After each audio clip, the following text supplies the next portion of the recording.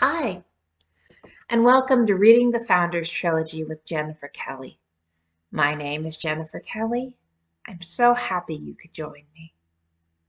Tonight, we begin the adventure of The Great and the Good, Book 1 of the Founders Trilogy, by reading the prologue.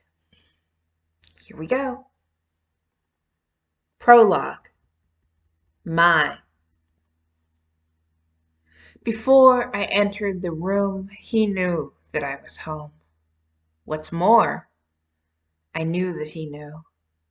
Still, when I stepped into the sitting room of our London house, there he was on the couch with a human. Their limbs were interlocked, but not in passion. The human had stopped struggling by now. The process was almost done. Amadeus met my eyes. Then, holding the human by the hair, he smiled. The human was a man, and not an old one. That's all I could see. The face of the being blurred as my lover ate his soul. I turned, stomping down the hall. There was no saving the poor creature. Not now. I slammed the bedroom door. He'd told me that it was over, that he'd never do it again. 3 months ago, he'd told me.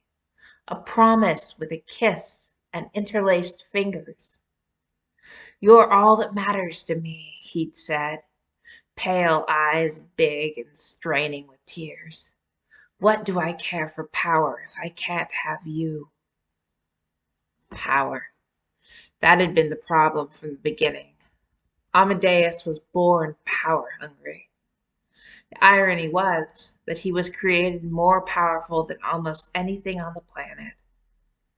And that had never been enough for him. I heard the door open behind me. I felt him enter the room, but he said nothing. I believe you have a body to clean up, I said. Ethan will tend to him, Amadeus said. I'm more concerned with you. I felt his palm on the center of my back and flinched away. Don't touch me, I said quickly, my voice a little wild even to my own ear. I moved across the room, putting the bed between us. You've lost the right to touch me, Deus, when you let me see that. I didn't, he started. Don't tell me you didn't know how I would react. My walls might be impermeable, even to you. But you don't need to be a mind reader to know that I trusted you. I flashed an image into his mind of our clasped hands that night. That used to mean something. Yes, used to, he said. But the darkness has gotten too strong, my love. Don't call me that. It's the only way to die, he said. I need to be stronger, strong enough to snuff out my life. Live for me, Deus. Be a man of your word, I said. Be the man I love. The man shook his head, long pale hair swaying. You don't understand, he said. I don't blame you. You can't know what it's like, this parasite, this monster in my head. I shrugged. Pain doesn't mean you have permission to surrender your morals, your code. You and I have lived by a code these long years, I said. We have fought beside one another, one battle after another. We have lain together at night. There is right and there is wrong, Amadeus. Smoke burned in Amadeus's light blue eyes, turning them gray.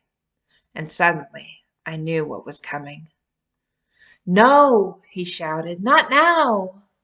But the being had come out, this darkness that hunted Amadeus. I felt my body slam against the far wall. I screamed, but the noise choked in my throat. I was a warrior, used to battling the darkness or riding it on occasion. I was not accustomed to this. I screamed with rage, my face soundlessly contorting. I was pinned like a butterfly corpse. The truth was that Amadeus surpassed me in power. My mind may be talented, but he could rip apart my brain and stop me thinking if he set his mind to it. I was helpless. In that moment, as I hovered over the bed that we had shared, his body threw back its head and laughed. A thin, reedy sound, high-pitched and sharp. Laughter turned to a cough, like he was choking on his own heart. I saw his muscles straining, then his eyes cleared, and I fell unceremoniously to the ground. I stood, brushing off my shirt and jeans. He watched me. "Deus," I said, starting toward him. Suddenly my limbs were still. There was regret in his eyes, but I knew that it would not stop what came next. "Go, Mai," he said, his voice calm and sad. "I understand that I am not the man you fell in love with." He paused, looking for all the world, lost. "I am more monster than man," he said. "Go." I just stared. "And you?" I asked. "What will you do?" "I will stay here, and I will become strong. I will drink souls and lifeblood. I will try to limit what the darkness can do through me," he said. "Leave me now. I don't want you to see me like that." He ran his fingers through his hair, tugging a little to savor the pain. "I must go where there is no coming back. Only a god can unmake himself." He reached for me, then stopped. "Go. There is no other way." That's it for the prologue. I hope to see you next time in chapter 1.